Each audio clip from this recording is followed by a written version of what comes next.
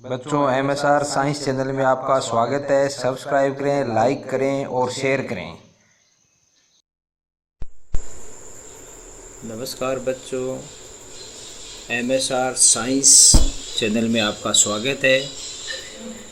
Chapter 2 विज्ञान कक्षा 10 का भाग प्रथम जो अपन ने पिछले वीडियो में पढ़ा था, उससे आगे आज भाग द्वितीय पढ़ने जा रहे हैं, जिसमें अम्ल व क्षार परस्पर अभिक्रिया कैसे करते हैं इसके बारे में अपन अध्ययन करेंगे। तो इसमें अम्ल क्षार जैसे NaOH और यहाँ पर जैसे HCl दे रखा है, ये कैसे परस्पर अभिक्रिया करते हैं ये अपन को यहाँ पर पढ़ेंगे बच्चों। इसमें सबसे पहले देखो, यहाँ पर NaOH क्षार दे रखा है, HCl अम्ल दे रखा है और ये लवण बनता है। दोनों की क्रिया करके लवण बनता है, अर्थात अम्ल और क्षार परस्पर क्रिया करके जल बनाते हैं। ये महत्वपूर्ण है बच्चों, जल बनाना, अम्ल और क्षार का परस्पर क्रिया करके जल बनाना बच्चों महत्वपूर्ण है। यानी अम्ल जो कि अपने आप में बहुत ही ज्वलनशील पदार्थ होता है और कहीं भी अगर स्पर्श हो जाए स्किन के, कपड़ों के, तो उनको जला देता है। ये जो क्षार है वो भी, और ये अम्ल HCl हाइड्रोक्लोरिक अम्ल है, वो भी अपने आप में एक खतरनाक एक पदार्थ है रसायन विज्ञान में, जो कि त्वचा पर गिरे तो त्वचा को जला देता है, कपड़ों पे गिरे तो कपड़ों को जला देता है।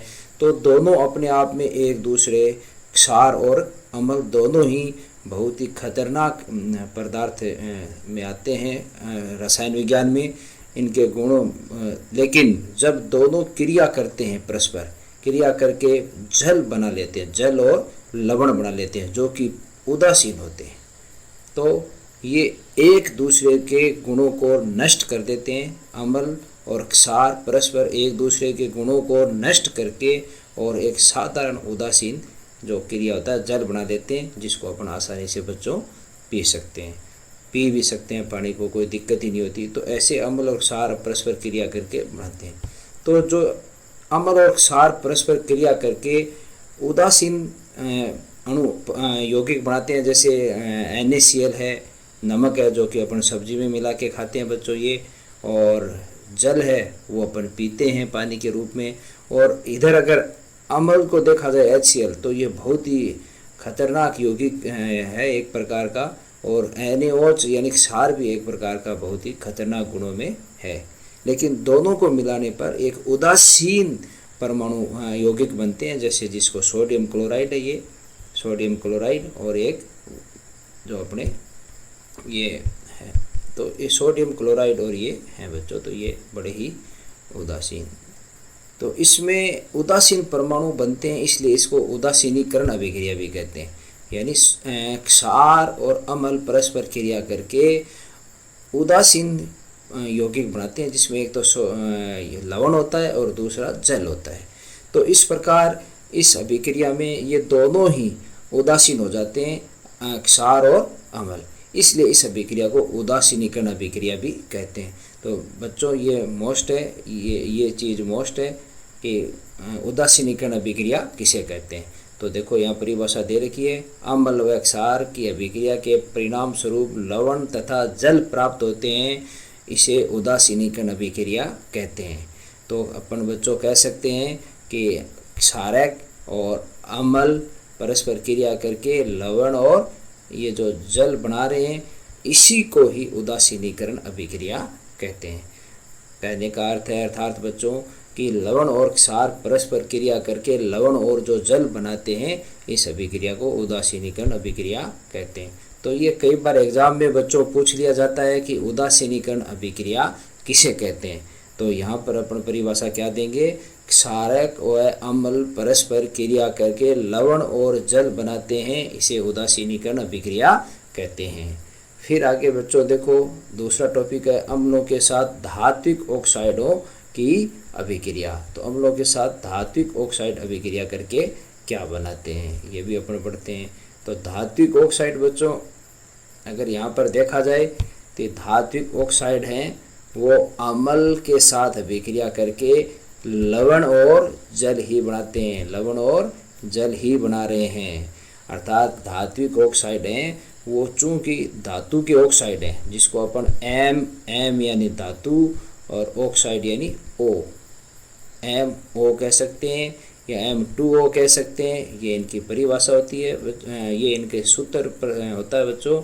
तो धात्विक ऑक्साइड चूंकि अम्ल के साथ क्रिया कर रहे हैं बच्चों, यहाँ थोड़ा सा ध्यान देने की बात ये है बच्चों कि धात्विक ऑक्साइड है वो किसके साथ क्रिया कर रहे हैं, अम्ल के साथ क्रिया कर रहे हैं। इसका मतलब धात्विक ऑक्साइड की प्रकृति है वो क्षारीय है, इसीलिए अम्ल के साथ क्रिया करके लवण और जल बनाते हैं। चूंकि अपन ने अभी ऊपर अभिक्रिया देखी थी जिसमें अम्ल है वो क्षार है वो अम्ल के साथ क्रिया करके लवण और जल बनाता है। यहाँ धात्विक ऑक्साइड है वो भी अम्ल के साथ क्रिया करके लवण और जल बनाते हैं। इसका मतलब धात्विक ऑक्साइड की जो प्रकृति है वो प्रकृति कौन सी है बच्चों, क्षारीय प्रकृति है। कौन सी प्रकृति है, क्षारीय प्रकृति होती है इनकी, क्षारीय प्रकृति होती है इनकी, क्षारीय प्रकृति होती है इनकी, किनकी, धात्विक ऑक्साइड की। इसीलिए ये अम्ल के साथ क्रिया करते हैं और लवण और जल बनाते हैं। तो यहाँ पर बच्चों की जैसे बुक में भी आपके लिख रखा है धात्विक ऑक्साइड को क्षारीय ऑक्साइड भी कहते हैं, क्योंकि ये अम्ल के साथ क्रिया करते हैं और लवण और जल बनाते हैं। इसलिए ये प्रकृति में धात्विक ऑक्साइड प्रकृति में कैसे होते हैं बच्चों, प्रकृति में क्षारीय होते हैं, प्रकृति में क्षारीय होते हैं। तो ये एक महत्वपूर्ण चीज़ है कि धात्विक ऑक्साइड प्रकृति में कैसे होते हैं, क्षारीय होते हैं बच्चों। उसके बाद अपन आगे पढ़ेंगे क्षारक के साथ धात्विक ऑक्साइड की अभिक्रिया, यानी ये तो अम्ल के साथ धात्विक ऑक्साइड की अभिक्रिया थी और ये क्षारक के साथ भी धात्विक ऑक्साइड की अभिक्रिया अपन आगे पढ़ेंगे। तो क्षारक के साथ अगर धात्विक ऑक्साइड की अभिक्रिया बच्चों पढ़ते हैं तो कार्बन डाइऑक्साइड तथा कैल्शियम हाइड्रोक्साइड के बीच अभिक्रिया देखी। क्षारक के साथ धात्विक ऑक्साइड अभिक्रिया करते हैं तो अतः हम निष्कर्ष निकाल सकते हैं कि धात्विक ऑक्साइड अम्लीय प्रकृति के होते हैं। हाँ, कुछ होते हैं जैसे कार्बन डाइऑक्साइड के साथ अभिक्रिया करके लवण व जल बनाते हैं, कैल्शियम हाइड्रोक्साइड है, कुछ अधात्विक ऑक्साइड। देखो बच्चों यहाँ जो महत्वपूर्ण बात है कि ये अधात्विक ऑक्साइड के बारे में बात कर रहा है। किसके बारे में बात कर रहा है, अधात्विक ऑक्साइड है उसके बारे में बात कर रहा है। तो अधात्विक ऑक्साइड है वो क्या होते हैं, अम्लीय प्रकृति के होते हैं। अधात्विक ऑक्साइड अम्लीय प्रकृति के होते हैं। तो धात्विक, जैसे यहाँ पर इन्होंने बात की कि धात्विक ऑक्साइड ये धात्विक ऑक्साइड है, धात्विक ऑक्साइड है वो तो ये धात्विक ऑक्साइड है वो तो होते हैं क्षारीय प्रकृति के। और अधात्विक ऑक्साइड यहाँ टॉपिक है अधात्विक ऑक्साइड। तो ये सारे के सारे अधात्विक ऑक्साइड हैं वो होते हैं अधात्विक ऑक्साइड अम्लीय प्रकृति के होते हैं बच्चों। तो ये अम्लीय प्रकृति के, जबकि धात्विक ऑक्साइड क्या है, क्षारीय प्रकृति के हैं। ये एक बहुत बड़ा अंतर है कि जो धातु ऑक्साइड बनेगा वो क्षारीय प्रकृति के हैं और जो अधात्विक ऑक्साइड बनेगा, जैसे अधात्विक ऑक्साइड उदाहरण है बच्चों जैसे CO2 कार्बन डाइऑक्साइड, ये अधात्विक ऑक्साइड का उदाहरण है, ये अधात्विक ऑक्साइड का उदाहरण है। तो ये अधात्विक ऑक्साइड है, ये अधात्विक ऑक्साइड है। और इनकी प्रकृति कैसी होती है बच्चों, ये प्रकृति अम्लीय होगी।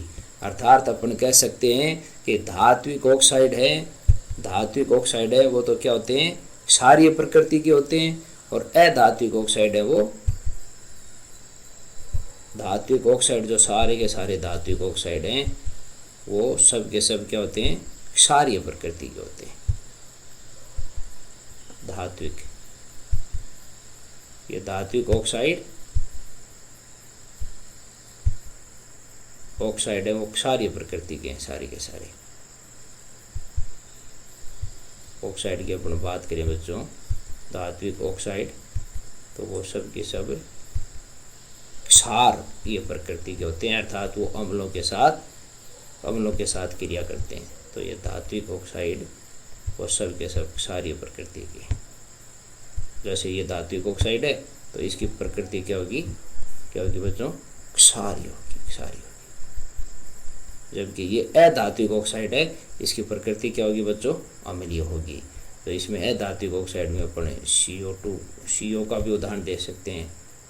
CO, ये अधात्विक ऑक्साइड है, CO2 CO2, ये सारे अधात्विक ऑक्साइड होते हैं। तो इनकी प्रकृति, इन अधात्विक ऑक्साइडों की प्रकृति क्या होती है, अम्लीय होती है, जबकि धात्विक ऑक्साइडों की प्रकृति क्षारीय होती है बच्चों। तो अपन ने ये क्लियर हो गया कि जो धात्विक ऑक्साइड है वो तो क्षारीय प्रकृति के होते हैं, तो वो अम्ल से क्रिया करते हैं, और अधात्विक ऑक्साइड है वो क्षारीय प्रकृति के होते हैं, अम्लीय प्रकृति के होते हैं, और वो क्षार के साथ क्रिया करते हैं। और धात्विक ऑक्साइड है वो क्षारीय प्रकृति के होते हैं और अम्ल के साथ क्रिया करते हैं। तो ये दो प्रकार के ऑक्साइड बच्चों अपन ने पढ़ा कि अम्लीय प्रकृति के ऑक्साइड और क्षारीय प्रकृति के ऑक्साइड। इसके अलावा उभयधर्मी ऑक्साइड भी होते हैं, उसके बारे में अपन आगे जब भी पढ़ेंगे तब अपन इसका अध्ययन करेंगे। फिर अपन बच्चों आगे टॉपिक आता है सभी अम्ल व क्षारों में क्या समानताएं हैं, अम्ल क्षारों में क्या समानताएं हैं। ये आज टॉपिक में है जो अपन और दोबारा आगे पढ़ेंगे।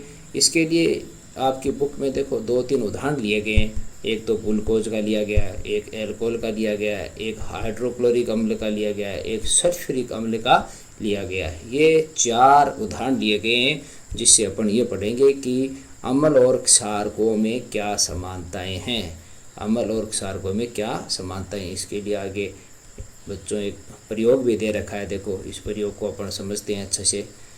तो इस प्रयोग में देखो जैसे बच्चों बता रखा है कि इस प्रयोग में देखो बच्चों जैसे बता रखा है कि सबसे पहले यहाँ पर जो विलियन लिया गया है, इसमें एक बीकर ले लिया गया, ये इस बीकर में ये विलियन लिया गया है, ये तनुकण अम्लीय विलियन, ये अम्लीय विलियन है बच्चों, ये क्या है, अम्लीय विलियन है। ये विलियन लिया गया है, इसके 2 इलेक्ट्रोड रखे गए हैं, एक धनायन और एक ऋणायन, जिसको यहाँ पर देखो ये बैटरी से, इसको बैटरी से जोड़ दिया गया है। बैटरी कितनी है बच्चों, 6 वोल्ट की बैटरी है, इसको यहाँ से जोड़ दिया गया है। और ये एक यहाँ पर बल्ब रखा गया है और इसको ऑन ऑफ का स्विच रखा गया है। करते हैं क्या है बच्चों कि इसमें जैसे ही अम्ल तनुकृत अम्लीय, यानी तनुकृत अम्ल का अर्थ है कि अम्ल को थोड़ा जल मिला के इसमें अम्ल को डाल दिया जाता है। जल मिलाकर अम्ल को डालने से अम्ल 2 भागों में टूट जाता है, H+ आयनों में विभक्त हो जाता है। जो भी अम्ल होगा वो उस जलीय विलयन में क्या दे देगा बच्चों, H+ आयन दे देगा, H+ आयन। और जैसे जिस प्रकार का अम्ल है उसी प्रकार का ऋण है। जैसे मान लो HCl अम्ल लिया गया है, उदाहरण के रूप में यहाँ पर कौन सा अम्ल लिया गया है, HCl अम्ल लिया गया है। तो HCl अम्ल H+ और Cl आयनों में विभक्त हो जाता है। तो H+ और Cl आयनों में विभक्त होने के कारण, क्योंकि ये H+ है तो ये तो जाएगा माइनस की ओर दौड़ेगा।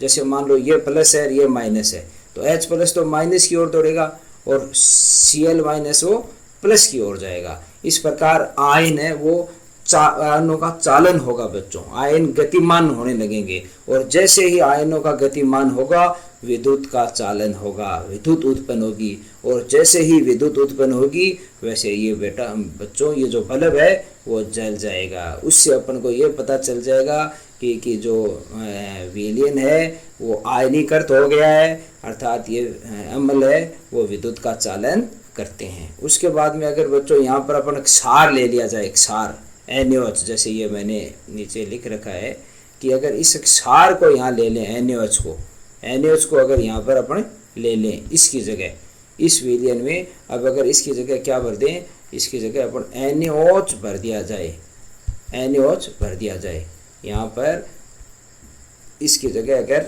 NaOH अपन इस विलयन में भर दें बच्चों, तो NaOH भरने पर ये भी किस किस में टूट जाएगा, OH- और Na+ में यहाँ पर टूट जाता है। और तुरंत टूटने पर H+ और OH- है वो एक दूसरे इलेक्ट्रोड की ओर गति करने लग जाते हैं, विपरीत इलेक्ट्रोड की ओर। और उससे क्या होगा बच्चों, उससे ये बल्ब, ये जो अपने यहाँ पर बल्ब ले रखा है वो बल्ब भी बच्चों जल जाएगा। ये बल्ब, इसे जो ये बल्ब ले रखा है वो बल्ब भी बच्चों जल जाता है। ये बल्ब जल जाता है। लाइट, यहाँ पर लाइट दिखाने लगता है, इसका मतलब लाइट दिखा रहा है, इसका मतलब विद्युत का चालन हो रहा है। तो जैसे ही अम्ल लेंगे तो तो वो आयनों में टूट जाएगा H+ और Cl- में, और आयन एक दूसरे विपरीत इलेक्ट्रोड की ओर गमन करेंगे तो ये लाइट, ये बल्ब जल जाता है। उसी प्रकार अगर NaOH लेंगे तो वो भी AOH और Na+ में टूट जाएगा, वो भी विपरीत आयनों की ओर गमन करेंगे और ये बल्ब जल जाता है। तो कहने का अर्थ है बच्चों कि जैसे HCl लेंगे, NaOH लेंगे तब तो ये बल्ब जलता है, लेकिन अगर उसकी जगह ये ग्लूकोज और एल्कोहल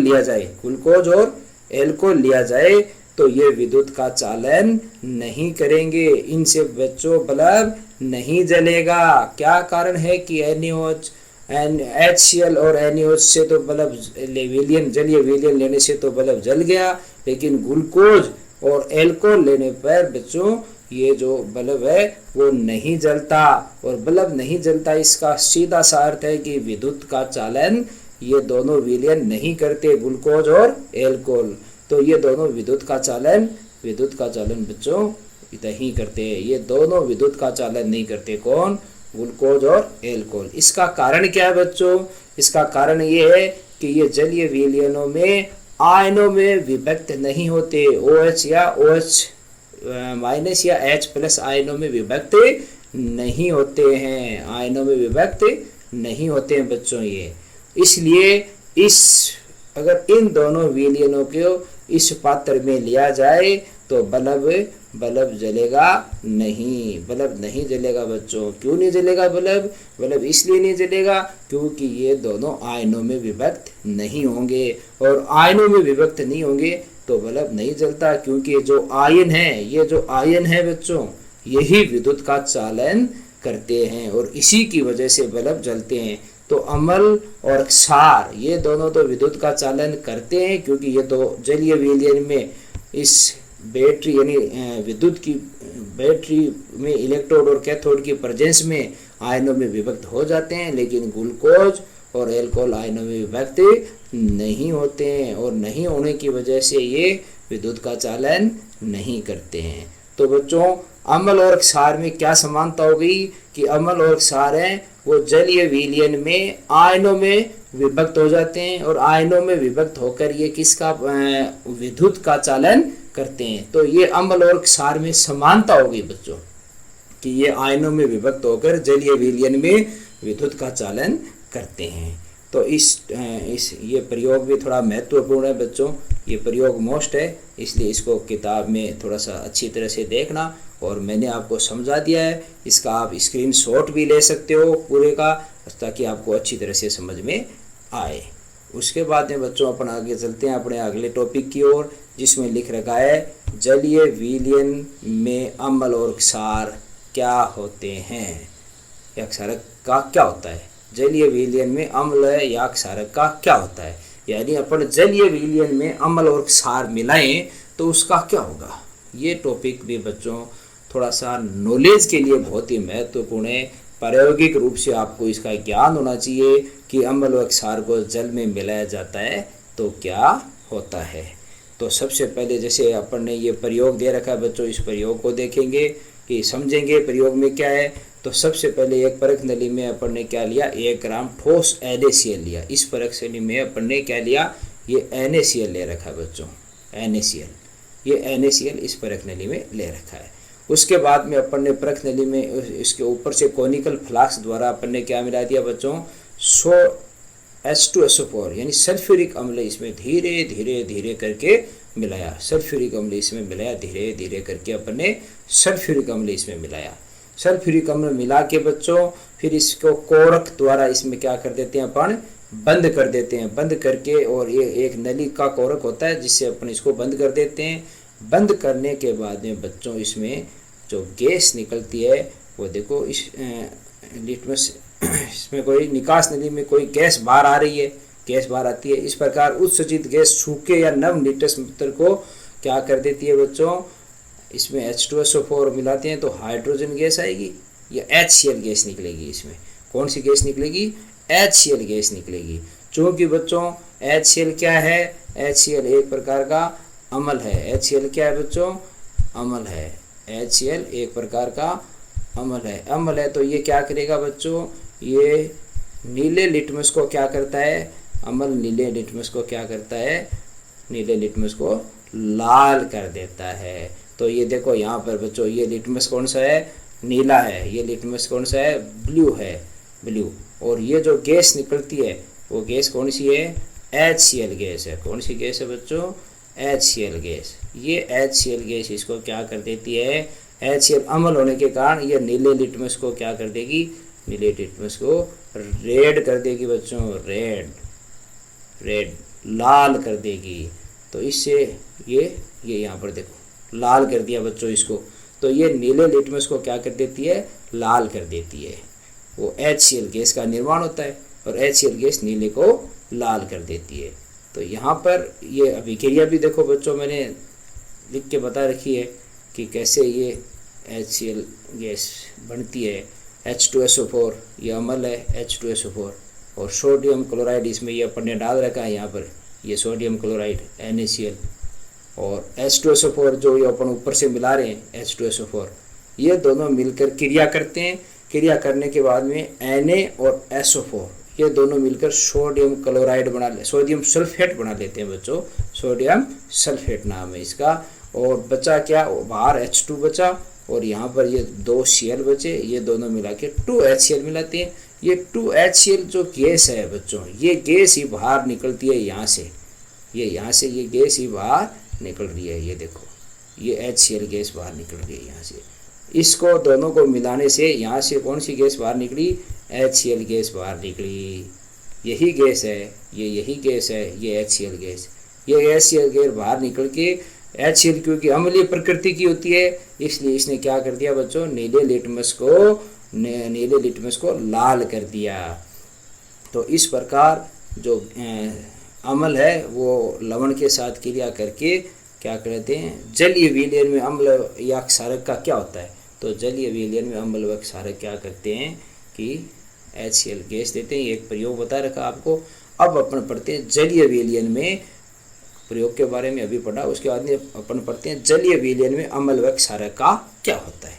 तो बच्चों जैसे जलीय विलयन में अगर किसी जल में अगर अपन अम्ल को मिलाएं, जैसे HCl को मिलाया, तो HCl को जैसे ही अपन जलीय विलयन में मिलाते हैं, जैसे ये HCl रहा और ये H2O जल रहा, इसको जल में मिलाने पर ये किस में विभक्त हो जाता है बच्चों, ये H+ आयन, H+ और Cl- आयन में विभक्त हो जाता है। H+ और दूसरा क्या बच्चों, Cl-, यानी आयनों में विभक्त हो जाता है। जैसे ही अम्ल को अपन जल में मिलाते हैं बच्चों, तो अम्ल है वो क्या होता है, जलीय विलयन में आयनों में विभक्त हो जाता है, धनायन और ऋणायन। तो अपन ने यहाँ पर कौन सा अम्ल लिया था, HCl अम्ल लिया था। ये HCl अम्ल है वो अपने आयनों में विभक्त हो गया। लेकिन एक चीज़, ये जो मोस्ट चीज़ है बच्चों यहाँ पर, ये देखो ये बहुत अच्छी चीज़ है कि हाइड्रोजन आयन स्वतंत्र रूप से नहीं रह सकते। यानी इसकी बात है बच्चों, ये आयन स्वतंत्र रूप से नहीं रह सकता, लेकिन ये जल के अणुओं के साथ मिलकर रह सकते हैं। यानी ये जल के अणुओं के साथ मिलकर तो रह सकते हैं, लेकिन ऐसे स्वतंत्र इनका अस्तित्व नहीं है। इसलिए हाइड्रोजन आयन को सदैव H+ और एक्वस कोष्ठक में ऐसे लिखा जाता है हमेशा, H+ आयन को, या ऐसे कभी भी नहीं लिखा जाएगा H+। ये ऐसे बच्चों कभी भी नहीं लिखा जाएगा, ऐसे नहीं लिखा जाता है, ऐसे इसको कभी भी नहीं लिखा जाता है। इसको लिखने के तरीके क्या हैं, क्योंकि ये स्वतंत्र अवस्था में ऐसे पाया नहीं जाता है, तो इसको ऐसे लिखते हैं, या तो H+ लिख के आपको यहाँ पर H+ लिख के और नीचे एक्वस लिख दो कोष्टक में। जैसे देखो यहाँ लिख रखा, ये रहा बच्चों, ये H+ लिख के कोष्टक में नीचे क्या लिख दिया, एक्वस। एक्वस का अर्थ है जलीय विलयन, ए और Q, ऐसे एक्वस का अर्थ है जलीय विलयन। या फिर इसको जल के साथ मिला के रख देते हैं, जल के साथ मिला के, यानी ये हाइड्रोनियम आयन, जिसको अपन कहते हैं हाइड्रोनियम आयन। जैसे ये रहा नाम बच्चों, देखो हाइड्रोनियम और ये आयन, इसको हाइड्रोनियम आयन के रूप में लिख सकते हैं अपन, क्योंकि ये स्वतंत्र रूप से ऐसे नहीं पाया जाता, H+ के रूप में नहीं पाया जाता। तो ये बच्चों H+ और H2O H2O आपस में जल के साथ मिला दो, इसको जल के साथ मिला दो, H2O, H2, ये जल का सूत्र है बच्चों, H2O। इसके साथ मिलाने पर ये क्या बन जाता है, ये बन जाता है कि H3 हो गया बच्चों टोटल, H3 और O और इधर प्लस, ये देखो बच्चों, ये कहलाता है हाइड्रोनियम आयन, क्योंकि ये एक H तो ये रहा और एक H ये रहा, ये दो और एक ये मिलकर 3 H3O, और ऊपर यहाँ प्लस का निशान है तो प्लस का, ये या तो इस रूप में लिखा जाता है या बच्चों ये इस रूप में लिखा जाता है। हालांकि होता है HCl है, HCl को जल में अपन मिलाते हैं, मिलाने पर H3O व Cl बनता है। अच्छा, हालांकि अपन ऐसे भी लिख सकते हैं H प्लस और Cl, लेकिन H प्लस का चूंकि स्वतंत्र अस्तित्व नहीं होता, इसलिए ये किसके रूप में लिखा जाता है, या तो इस रूप में लिखा जाएगा या बच्चों इस रूप में लिखा जाएगा। तो क्वेश्चन बनता है कि हम HCl है उसको जलीय विलयन में मिलाया जाता है तो H प्लस और Cl माइनस में लिखा जाता है, तो इसे H प्लस के रूप में क्यों नहीं लिखा जाता, उसे H प्लस एक्वस या H3O क्यों लिखा जाता है। तो इसका ये यहाँ पर आंसर दे रखा है, जो कि बहुत ही महत्वपूर्ण है बुक में बच्चों, इसको पढ़ना ये बहुत ही मोस्ट है। उसके बाद में बच्चों अपन चलते हैं आगे, जैसे क्षार, ये क्षार है, क्षार की भी अगर NaOH है, इसका भी जलीय विलयन करें तो किस किस में टूटता है बच्चों, Na प्लस और OH माइनस में टूट जाता है, Na प्लस और OH माइनस में टूट जाता है। तो क्षार भी जैसे ये यहाँ पर है पोटेशियम हाइड्रोक्साइड, ये भी बच्चों K प्लस और OH माइनस में टूट जाता है। उसी प्रकार बच्चों ये देखो मैग्नीशियम हाइड्रोक्साइड है, ये भी Mg2 प्लस और 2OH माइनस में टूट जाता है। अर्थात क्षारक जलीय विलयन में कौन सा आयन देते हैं, क्षारक जलीय विलयन में OH माइनस आयन देते हैं, ठीक है। और अम्ल वो जलीय विलयन में कौन सा आयन देते हैं बच्चों, H प्लस एक्वस या H3O प्लस आयन देते हैं। ये तो देते हैं बच्चों अम्ल जलीय विलयन में ये आयन देते हैं, ये अम्ल है वो जलीय विलयन में ये 2 आयन देते हैं। और क्षार है, क्षार ये जल है वो कौन सा देता है बच्चों, OH। इसका मतलब हो गया कि अम्ल है उसको जल में मिलाया जाए तो वो H3O प्लस या फिर H प्लस एक्वस आयन देते हैं, और क्षारक को जलीय विलयन में घोलते हैं तो कौन सा आयन देते हैं बच्चों, OH माइनस आयन देते हैं। और इन्हीं आयनों की वजह से अपन ने अभी देखा था कि ये विद्युत का चालन करते हैं, अम्ल और क्षार, ये इनमें समानता है। तो ये जलीय विलयन में क्षार और अम्ल का क्या होता है बच्चों, कि क्षार और अम्ल को जब भी जलीय विलयन में घोलते हैं ये अपने आयनों में विभक्त हो जाते हैं और H प्लस और OH माइनस आयन देते हैं। अब बच्चों अम्ल और क्षार, अभी अपन ने देखा था कि अम्ल और क्षार, ये अम्ल है और ये क्षार है, अगर इनको जलीय विलयन में घोला जाए तो क्या देते हैं बच्चों, लवण और जल देते हैं। यह अभिक्रिया अपन पहले भी पढ़ चुके हैं। जैसे मान लो HCl एक अम्ल है और NaOH एक क्षारक है कि नहीं बच्चों, HCl हाइड्रोक्लोरिक अम्ल है और NaOH सोडियम हाइड्रोक्साइड। तो ये दोनों में से ये दोनों बीच वाले निकल जाएंगे, Cl और Na। तो NaCl तो हो गया नमक, और ये नमक जिसको अपन लवण कहते हैं, और ये हो गया जल। तो अम्ल और क्षार परस्पर क्रिया करके लवण और जल बनाते हैं। इसी अभिक्रिया का नाम उदासीनीकरण अभिक्रिया है, जो कि अपन ने पहले बच्चों पढ़ा था। उसके बाद में अगर अम्ल और क्षार का देखा जाए तो अगर इनको अम्ल और क्षार को, ये मोस्ट है थोड़ा सा प्रायोगिक दृष्टि से, कि इनको हाथ पर नहीं डालना चाहिए। अगर ये हाथ पर गिर जाए तो ये खतरा है, इसलिए इन दोनों को ही हाथ पे नहीं लगाना चाहिए, किसी भी बर्तन पे नहीं डालना चाहिए, क्योंकि जल जाता है। ये अपने आप में बहुत ही खतरनाक पदार्थ हैं।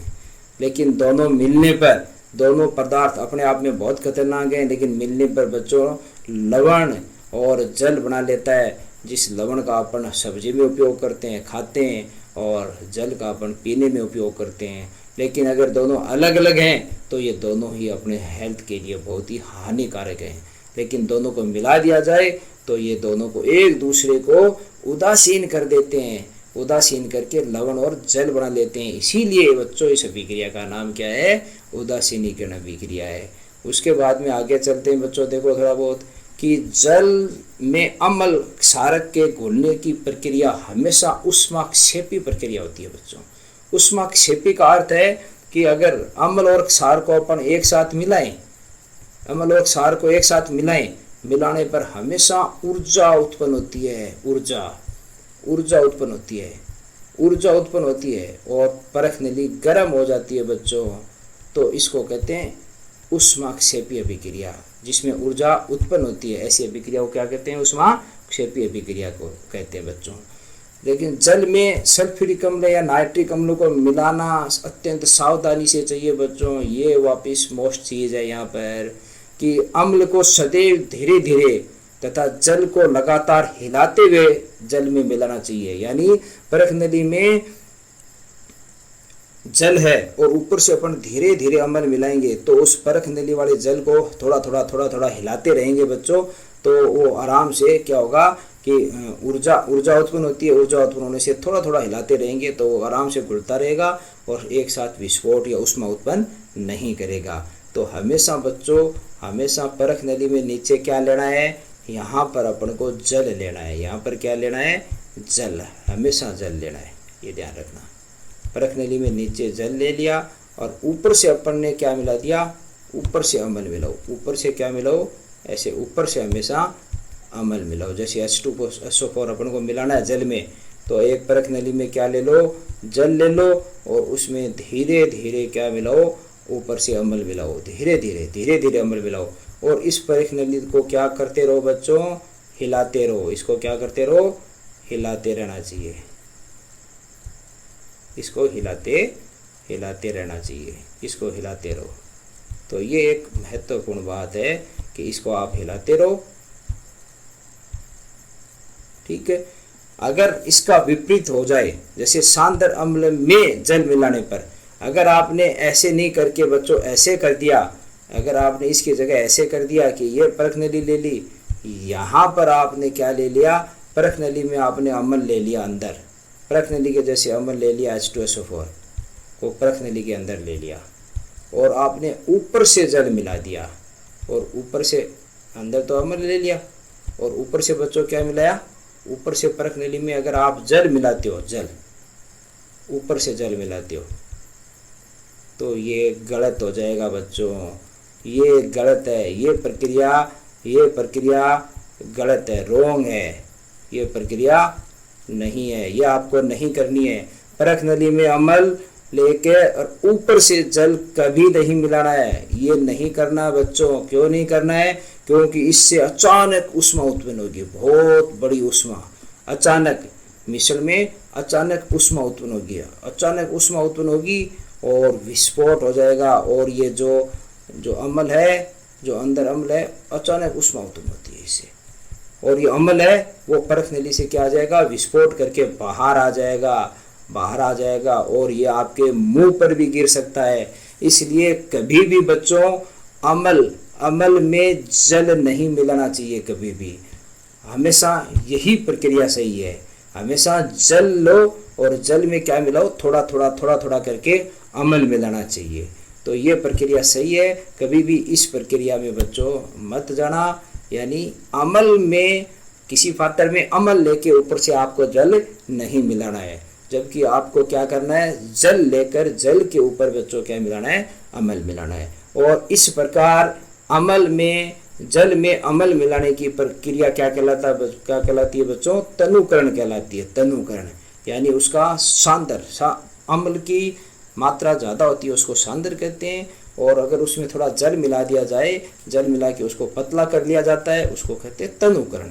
तो इस प्रकार तनुकरण की क्रिया ये सही है बच्चों, इस प्रक्रिया में मत जाना वरना कभी मुंह हाथ जला बैठोगे। तो ये एक महत्वपूर्ण जो बुक में आपको बता रखी है बच्चों, इसको आपको अच्छी तरह समझना चाहिए। उसके बाद में अपन चलते हैं बच्चों, अम्ल एवं क्षारक के विलयन कितने प्रबल होते हैं और कितने दुर्बल होते हैं। अम्ल क्षार के विलयन के बारे में कितने प्रबल होते हैं और कितने दुर्बल होते हैं। तो इसमें बच्चों देखो, अम्ल और क्षार के विलयन की प्रबलता के लिए एक पीएच स्केल दी गई है, पीएच स्केल, जिसका नाम है पुम्पास।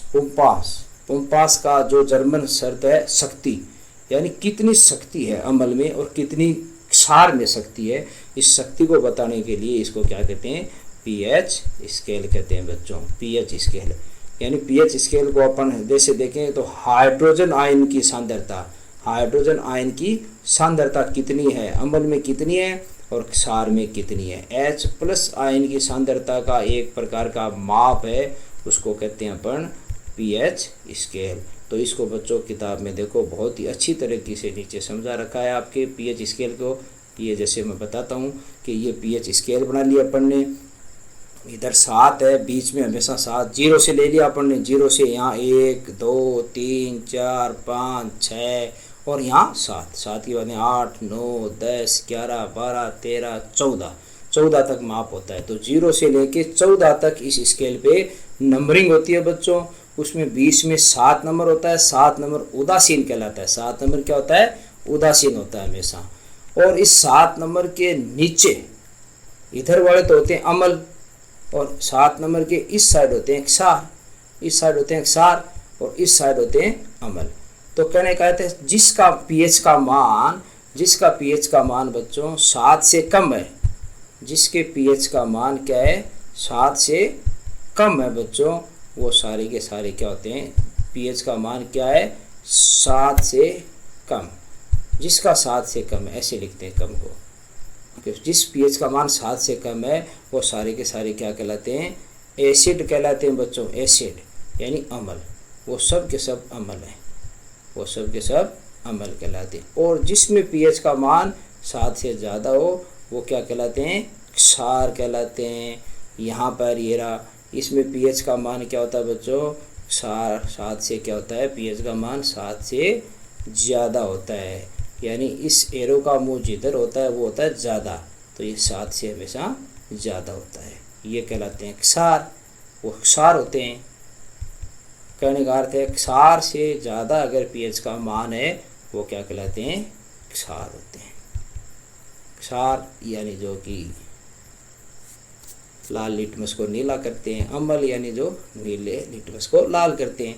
अब देखो इधर जाने पर H आयनों की सांद्रता में वृद्धि होती है, इधर H आयनों की सांद्रता में कमी होती है, क्योंकि H आयन की सांद्रता में वृद्धि होगी तभी तो वो अम्ल होगा, तभी तो वो अम्ल कहलाएगा बच्चों, तभी तो वो अम्ल होगा। तो इधर जाने पर पीएच का मान कम होता है लेकिन H+ आयनों की सांद्रता में वृद्धि होती है, और इधर जाने पर पीएच का मान तो बढ़ता है बच्चों लेकिन H+ आयन की सांद्रता में कमी होती है। तो ये उल्टा संबंध है एक प्रकार का, कि क्षार पीएच का मान बढ़ने से क्षारीय प्रवृत्ति बढ़ती है, 7 से अधिक होने पर क्षार होते हैं। जैसे मान लो अगर किसी का पीएच 8 है बच्चों, किसी का पीएच क्या है 8, पीएच 8 है तो ये अम्ल होगा या क्षार बच्चों, जिसके पीएच का मान 8 है तो ये हो गया क्षार।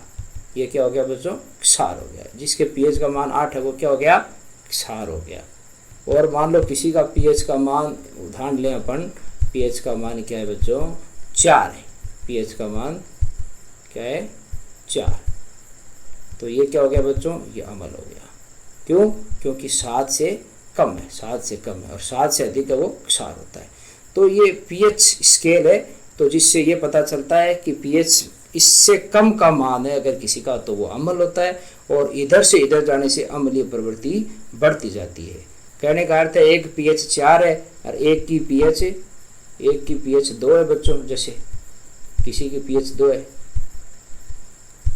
इसकी पीएच 2 है, तो ये इससे ज़्यादा ये ज़्यादा अम्लीय होगा, पीएच 2 वाला अम्लीय ज़्यादा होगा। क्यों, क्योंकि 7 से यहाँ 8 आएगा, 9 आएगा, 7 से यहाँ 6 आएगा, 5 आएगा, 4 आएगा, फिर 3 आएगा, फिर 2 आएगा। तो इधर से इधर जाने से बढ़ रही है तो कम संख्या तो इधर आएगी ना पहले, इसलिए हमेशा पीएच का मान जिसका कम होता है वो ज़्यादा अम्लीय होता है, और जिसका पीएच का मान ज़्यादा होता है वो कम अम्लीय होता है, जिसका पीएच का मान कम होता है वो ज़्यादा अम्लीय होता है। तो बच्चों ये उल्टा संबंध है थोड़ा सा, कि जिसके पीएच का मान कम है वो ज़्यादा अम्लीय है, जिसका पीएच का मान ज़्यादा है वो कम अम्लीय है। उसी प्रकार यहाँ क्षार में जिसका पीएच का मान बढ़ता जाएगा उसकी क्षारीय प्रकृति बढ़ती जाएगी, ये सामान्य सा। तो ये एक पीएच स्केल है, ये बहुत ही मोस्ट है बच्चों, क्योंकि ये एग्ज़ाम में 100% आता है, एग्ज़ाम में 100% आता है। मोस्ट टॉपिक है, बहुत ही मोस्ट है ये, इसलिए इसको अच्छी तरह से आप याद करना बच्चों। मोस्ट टॉपिक है ये, बहुत ही पीएच स्केल का परीक्षा में ये हमेशा पूछा जाता है। तो ये सारी दे रखी है, जिसमें जैसे देखो यहाँ दे रखा है बच्चों, यहाँ पर रिवाइज्ड मैंने लिख रखा है, रिवाइज्ड और मोस्ट है ये चीज़। ये पीएच टेबल दे रखी है, जिसमें देखो ये 7 उदासीन है, और इसके बाद में 6, 5, 4, 3, 2, 1, 0 ये सब अम्ल है। इससे इधर वाले सब एसिड हैं, सब अम्ल है इधर वाले, और इससे ये जो रेखा है इससे इधर वाले सब क्या है, क्षार है बच्चों, सब क्या है, क्षार। तो देखो 7 है वो शुद्ध जल है, शुद्ध जल का होता है 7 बच्चों, जो कि अम्ल होता है। रक्त का होता है 7.4, यानी 7 से थोड़ा सा ज़्यादा। ये किधर, इस साइड, यानी ये थोड़ा सा क्षारीय प्रकृति का हो गया, क्षारीय प्रकृति का हो गया बच्चों, रक्त थोड़ा सा क्षारीय प्रकृति का है। और ये मिल्क ऑफ मैग्नीशिया जिसका पीएच होता है 10, जिसका सूत्र होता है MgOH का होल ट्वाइस, जो बिल्कुल क्षारीय प्रकृति का होता है, क्योंकि मान क्या है बच्चों, 7 से ज़्यादा है। उसी प्रकार सबसे ज़्यादा पीएच होता है बच्चों सोडियम हाइड्रोक्साइड की विलयन का, जो कि 14 के लगभग है, जिसका सूत्र होता है NaOH, सोडियम हाइड्रोक्साइड। ये सबसे ज़्यादा अम्लीय क्षारीय प्रकृति का होता है। मैग्नीशियम ऑक्साइड का उपयोग करते हैं बच्चों, कब करते हैं, जब पेट में एसिडिटी हो जाती है, तो उस एसिडिटी को क्षार, उसमें क्षार ले लेते हैं अपन। क्षार लेने से एसिड और क्षार मिलकर जल बना लेते हैं, उदासीन कर देते हैं उसको।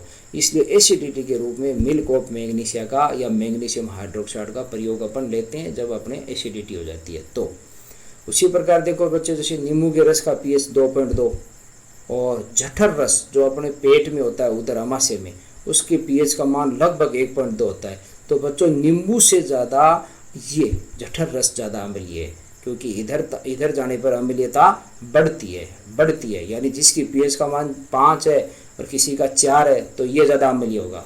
फिर पीएच 3 वाला और ज़्यादा अम्लीय होगा, पीएच 2 वाला और ज़्यादा अम्लीय होगा, है ना, और पीएच 1 वाला और भी ज़्यादा अम्लीय होगा। तो इधर अम्लीय प्रकृति बढ़ती है।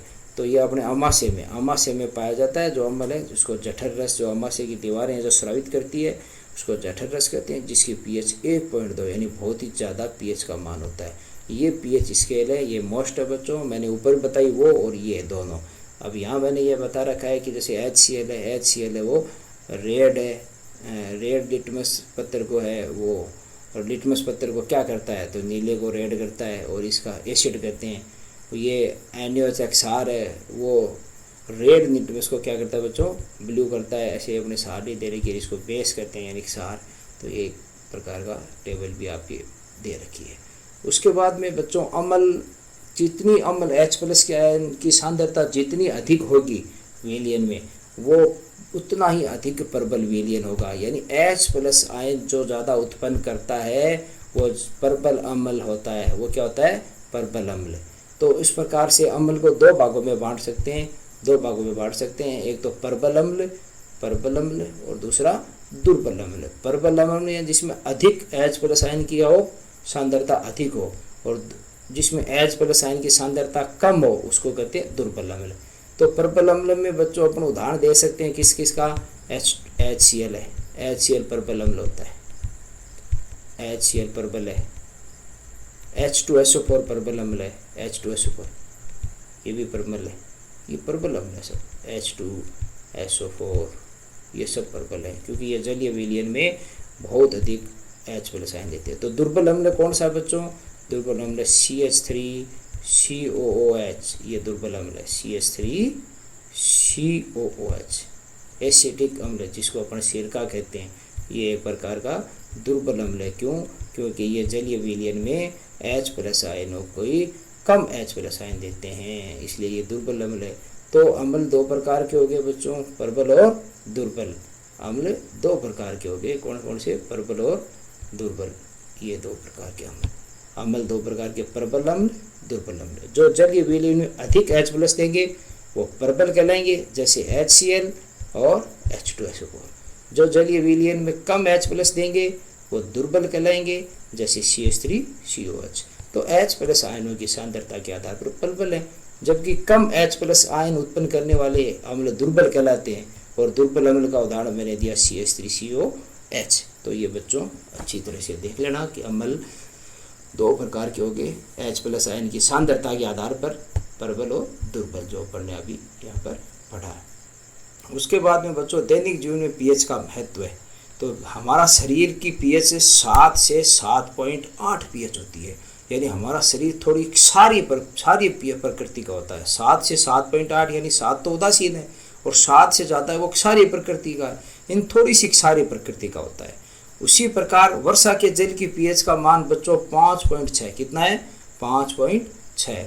इसीलिए ये थोड़ा अम्लीय हो गया, क्योंकि 7 से कम है तो ये अम्लीय प्रकृति का हो गया। ये वर्षा का जल कौन सा हो गया, अम्लीय प्रकृति का, तो इसीलिए इसको अम्लीय वर्षा भी अपन कहते हैं, अम्लीय वर्षा भी कहते हैं। तो ये मान भी मोस्ट है बच्चों, आ जाता है एग्जाम में, ये मान भी मोस्ट है क्योंकि हमारा शरीर का पीएच क्या होता है ये थोड़ा सा देख लेना। हमारे वर्षा के जल का पीएच क्या होता है, तो 5.6, ये भी बच्चों थोड़ा महत्वपूर्ण है।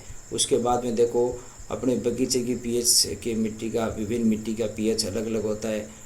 और उसके बाद में पाचन तंत्र में पीएच, यानी उदर में HCl गैस, HCl उदर अम्ल या जठर अम्ल की पीएच का मान 1.2 होता है। अपन ने अभी वहाँ पर पढ़ा था बच्चों जठर रस, तो जठर रस के पीएच का मान कितना है 1.2, इसी को जठर रस कहते हैं। उदर में जो HCl निकलता है उसको जठर रस कहते हैं। और उदर में जो HCl निकलता है उससे एसिडिटी हो जाती है, तो इसके लिए बच्चों एंटी एसिड लेते हैं। क्या लेते हैं, एंटी एसिड। और वो एंटी एसिड है कौन सा है, मिल्क ऑफ मैग्नीशिया। कौन सा है, मिल्क ऑफ मैग्नीशिया, जिसको MgOH कहते हैं। इसके पीएच का मान भी बच्चों कितना होता है, इसके पीएच का मान होता है लगभग कितना 10, लगभग कितना होता है 10 पीएच होता है। इसके पीएच का मान भी कितना होता है 10 के लगभग होता है। तो ये जठर रस है, ये जठर रस है। और ये जठर रस को दूर करने के लिए, जठर रस एसिड है इसलिए इसको दूर करने के लिए एंटी एसिड लिया जाता है, यानी क्षारक, और वो क्षारक का नाम है मिल्क ऑफ मैग्नीशिया। ये क्वेश्चन भी मोस्ट है, ये बच्चों मोस्ट है, क्योंकि ये कई बार परीक्षा में आ जाता है कि मिल्क ऑफ मैग्नीशिया का सूत्र क्या है, तो Mg होल ट्वाइस 2। ये मिल्क ऑफ मैग्नीशियम हाइड्रोक्साइड भी कहते हैं इसको, और इसी को मिल्क ऑफ मैग्नीशिया कहते हैं। तो इसका सूत्र महत्वपूर्ण याद करना बच्चों। उसके बाद में मुंह के पीएच का मान 5.5 से कम होने पर दांतों का क्षय आरंभ हो जाता है। दांत जो कि इनेमल, जिसके दांतों का इनेमल है जो अपने वाइट होता है, वो कैल्शियम फास्फेट का बना होता है तथा जो शरीर का सबसे कठोर पदार्थ है बच्चों। ये जो इनेमल है ना, ये इनेमल, ये शरीर का सबसे कठोर पदार्थ है अपने, वो कैल्शियम किसका बना होता है, कैल्शियम फास्फेट का बना होता है। ये भी मोस्ट है थोड़ा सा। और ये इसकी पीएच 5.5 से कम हो जाए अगर अपने मुंह की, तो ये सबसे कठोर पदार्थ भी धीरे धीरे टूटने लग जाता है, झड़ने लग जाता है, क्षय होने लग जाता है, दांतों का क्षय होने लग जाता है, यानी दांत जो धीरे धीरे घोलने लग जाते हैं। तो ये इतना खतरनाक है पीएच, यानी अम्लीय मान हो जाता है मुंह का, तो ये धीरे धीरे दांतों के लिए भी बच्चों हानिकारक है। उसके बाद में पौधों में अगर देखा जाए तो बेकिंग सोडा जैसे दुर्बल क्षारक का उपयोग से आराम मिलता है। किसमें, डंक, मधुमक्खी के बारे में बता रखा है बच्चों। मधुमक्खी का डंक अम्ल छोड़ता है, कौन सा अम्ल छोड़ता है, मेथेनोइक अम्ल छोड़ता है बच्चों, ये ध्यान रखना। मधुमक्खी का डंक है वो कौन सा अम्ल छोड़ता है, मेथेनोइक अम्ल है। तो इसके लिए ऊपर कौन सा डंक, मधुमक्खी के डंक से अपने को आराम मिले, इसके लिए इसमें सोडा, बेकिंग सोडा लगा दिया जाता है। बेकिंग सोडा का पाउडर इसके ऊपर लगा दिया जाता है बच्चों, ताकि अपने को उससे थोड़ा बहुत आराम मिले। किससे, मधुमक्खी के डंक से जो मेथेनोइक अम्ल छोड़ा था ना, उसके ये अम्ल है, और इसके ऊपर क्षार मिला दिया जाए तो ये उदासीन कर देगा किसको, इसके अम्ल के असर को। इस अम्ल के असर को ये क्या कर देगा, उदासीन कर देगा बच्चों। इसलिए हमेशा मधुमक्खी काटते ही बेकिंग सोडा ऊपर लगा लेना चाहिए, ताकि उसकी जो जलन है वो दूर हो जाए, क्योंकि वो उदासीन हो जाएगा, जल बन जाएगा, लवण बन जाएगा। उसके बाद में बच्चों अपन अगले वीडियो में पढ़ेंगे वीडियो अच्छा लगे बच्चों तो लाइक करो, शेयर करो, लेकिन वीडियो पूरा ज़रूर देखना बच्चों, क्योंकि पूरा देखने पर भी अच्छी तरह से समझ में आता है। धन्यवाद बच्चों।